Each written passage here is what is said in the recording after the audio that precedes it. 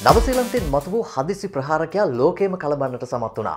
මෑතකදී ක්‍රිකට් ලෝකයේම අවධානය තමා වෙතට නතු කරගත්ත ඔහුගේ ලොකුම ශක්තිය බවට පත් වුණේ ප්‍රතික්ෂේප වීම.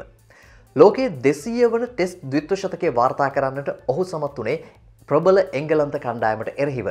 එංගලන්තයේදී මංගල තරගයේදී ක්‍රීඩකයෙක් වාර්තා කළ වැඩිම ලකුණු සංඛ්‍යාව ඔහු වාර්තා කළේ ලෝඩ්ස් පිටියේ මංගල තරගයේදී ද්විත්ව ශතකයක් වාර්තා කරපු ප්‍රථම ක්‍රීඩකයා බවට පත් වෙමින් මේ සුපිරි පිතිකරුවා ඩෙවොන් කොන්වේගේ ජීවිත කතාව සමගින් අද කෙලිබිමේ කෙලිවිත් වෙදු.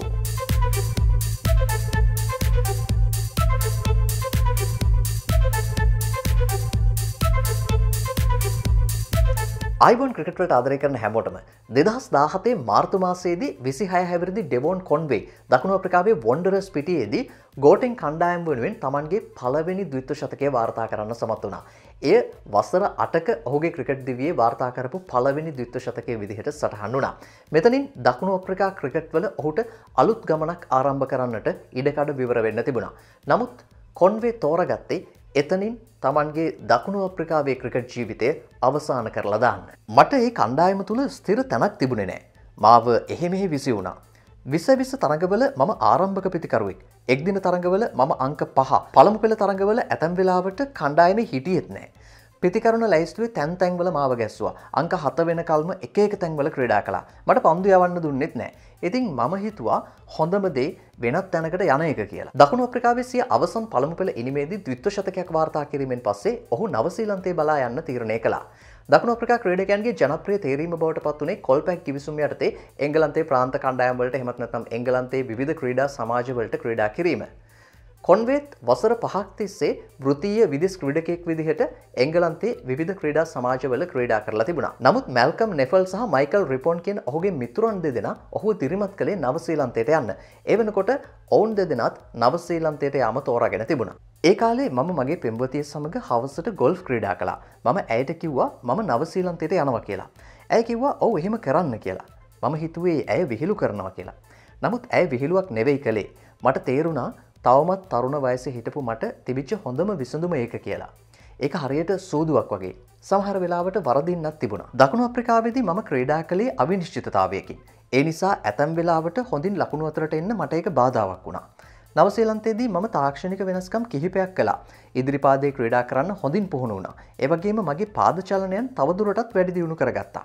මේ ප්‍රතිඵලයක් ලෙස කොන්වේ වෙලින්ටන් ෆයර්බර්ඩ් කණ්ඩායම වෙනුවෙන් තරඟ 17කදී ලකුණු 1598ක් රැස් කළේ 72කට වැඩි සාමාන්‍යයක් රඳවා ගනිමින් පළමු පෙළ එක් දින සහ 20 තරඟ රටා තුනේම වැඩිම ලකුණුලාභියා බවට පත් වෙන්නත් ඔහුට හැකියාව ලැබුණා. 2018-2019 තරඟ වාරයේදී ෆෝඩ් කුසලාන සහ T20 සුපර් ස්මෑෂ් තරඟාවලි වල වැඩිම ලකුණුලාභියා බවට පත් වෙන්න ඔහුට හැකියාව ලැබුණා. 2019-2020 තරඟ වාරයේදී ප්ලන්කට් ෂීල්ඩ් පළමු පෙළ තරඟාවලියේ වැඩිම ලකුණුලාභියා බවට පත් වුණෙත් ඔහු නවසීලන්ත ක්‍රීඩකයෙක් වාර්තා කරපු 8 වෙනි පළමු පෙළ ත්‍රිත්ව ශතකය වාර්තා කළේ කැන්ටබරි පිලට එරෙහිව පසුගිය වසරේ ඔක්තෝබර් මාසයේදී. ඔහුගේ මේ දස්කම් නිසා වසර 16කට පස්සේ වෙලින්ටන් ෆයර්බර්ඩ් කණ්ඩායම ප්ලන්කට් ෂීල්ඩ් සහ 2020 තරඟාවලි දෙකේම ශූරයන් බවට පත් වෙන්න සමත් වුණා. මම කුඩා කාලේ හැදුනේ ජොහැනස්බර්ග් වලින් ඈත විශාල වතු යායක. අපිට තිබුණා සතුන් රැසක් හිටපු ගොවිපලක්. මගේ පියා පාපන්දු පුහුණුකරුවෙක්. මමත් පාපන්දු වලට මුලින් ප්‍රිය කළා.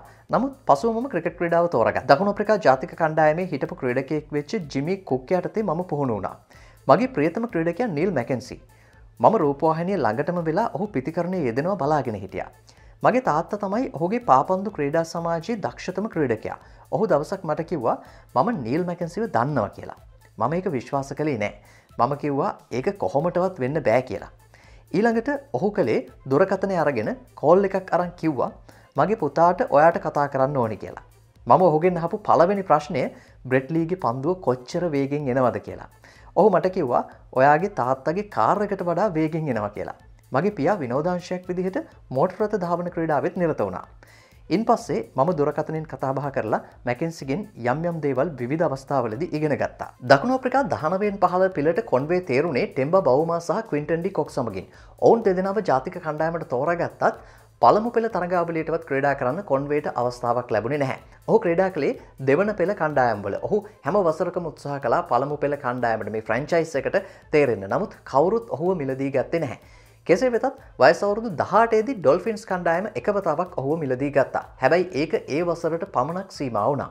ඇත්තෙන්ම මට කාටවත් දොස් කිය ඉන්න අවශ්‍ය වුණේ නැහැ. මට ඕනේ වුණේ පිත්තෙන් යමක් කරලා පෙන්වන්න.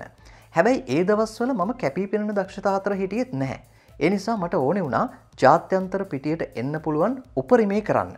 මං අහලා තිබ්බා නවසීලන්තේ ලස්සන රටක් කියලා. පාසනාවට වගේ වෘත්තීය ක්‍රිකට් ක්‍රීඩාව වෙනුවෙන් එහෙට ගිය මගේ යාළුවෝ කීප දෙනෙක් එහි හිටියා. 2017 දී කොන්වේ ඔහුගේ බිරිඳ සමග නවසීලන්තයට ආවා. වික්ටෝරියා සරසවි ක්‍රිකට් කණ්ඩායමේ පුහුණුකරුවෙක් සහ ක්‍රීඩකයෙක් විදිහට ඔහු කටයුතු කළා. ඔහු දිස්ත්‍රික්කයේ පුරා විවිධ තැන්වලට යමින් වයස අවුරුදු 10 11 අතරේ දරුවන්ට ක්‍රිකට් පුහුණු කළා.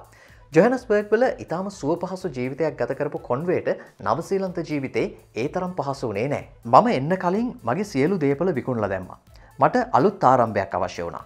මොකද මම එහෙම නොකළා නම් මට ආපහු හිතෙන්න තිබුණා නෑ මට ආපහු දකුණු අප්‍රිකාවට යන්නත් පුළුවන් මගේ දේවල් එහෙ තියෙනවා කියලා. හැබැයි දැන් එහෙම බැරි වුණා.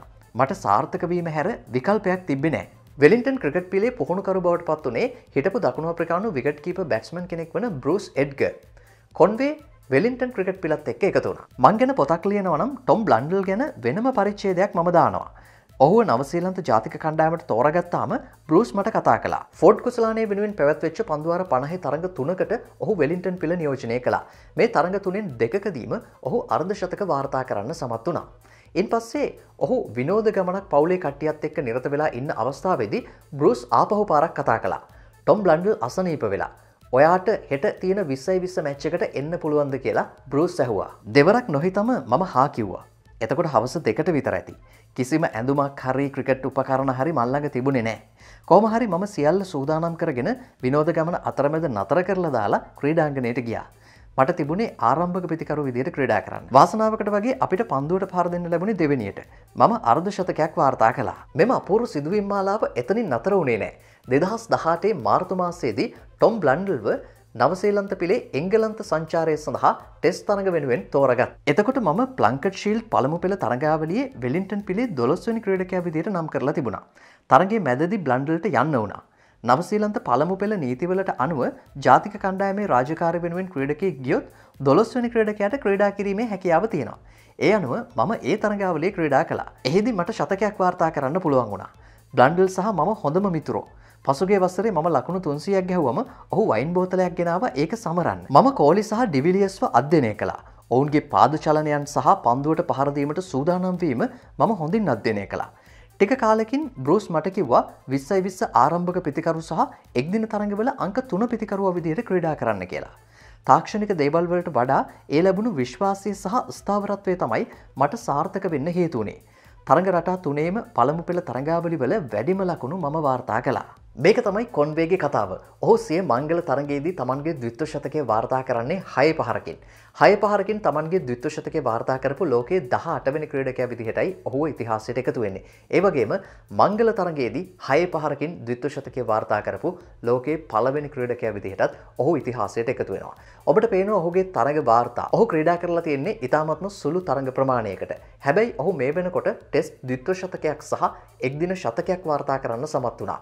20 පිටියේ ශතකයක් වාර්තා කරන්න තිබිච්ච අවස්ථාව ඔහුට එක ලකුණකින් අහිමි වුණා. ඔහු ලකුණු 99ක් ලබාගෙන නොදැවී ක්‍රීඩා කළා. ඒ අනුව ඔහුට මේ තරඟ රටා තුනේම ශතක වාර්තා කරන්න තවත් බොහෝ කාලයක් යන්නේ නැහැ. වයස අවුරුදු 29 දී තමයි ඔහුට අන්තර්ජාතික වරම් හිමි වෙන්නේ. ඉතින් ද්විත්ව ශතකයක් මංගල තරඟයේදී වාර්තා කරපු ලෝකයේ වයස්ගතම ක්‍රීඩකයා විදිහටත් ඔහු ඉතිහාසයට එකතු වෙනවා. හැබැයි ඔහු වයස අවුරුදු 29 දී හරි ලෝකයේ Tamanට හිමි තැන හොයාගත්තා. ඉතින් ඔහුගේ කතාවෙන් අපිට ඉගෙන ගන්න පාඩම් බොහොමයක් තියෙනවා. ඒ වගේම ඔහුගේ කතාව ඇහුවාම අපිට ලංකාවේ ක්‍රිකට් අතහැරපු ක්‍රීඩකයෝ ඒ වගේම හරියට තාමත් අවස්ථාවක් නැතුව කණ්ඩායමට එන්න දඟලන ක්‍රීඩකයෝ බොහෝ දෙනෙක්ගේ නම් මතක් වෙනවා. ඉතින් ඔයාලට හිතන දේවල් පහලින් කමෙන්ට් කරන්න. මේ වගේ අපූර්ව කතා එක්ක අපි ක්‍රික්විදු YouTube channel එකෙන් නිරන්තරයෙන්ම ක්‍රිකට් ගැන ක්‍රිකට් වලින් කතා කරමු. ක්‍රිකට් පිටියේ තාක්ෂණික දේවල් ඒ වගේම ක්‍රිකට් නීති රීති ක්‍රිකට් කණ්ඩායමක් කොහොමද ජයග්‍රහණ සැලසුම් කරන්නේ, ඒ වගේම දත්ත වාර්තා මේ සියලු දේවල් පිළිබඳව අපි ක්‍රික්විදු YouTube channel එකෙන් ඔබත් සමගින් කතා බහ කරනවා. ක්‍රික්විදු YouTube channel එක subscribe කරන්න, ඒ වගේම bell icon එක tap කරන්න. එතකොට විදු වීඩියෝ එකක් අප්ලෝඩ් කරපු සැනින් ඔයාලට දැනගන්න හැකියාවක් තියෙනවා. එහෙමනම් අදට ගිහිල්ලා එන්නම්. ජය වේවා හැමෝටම.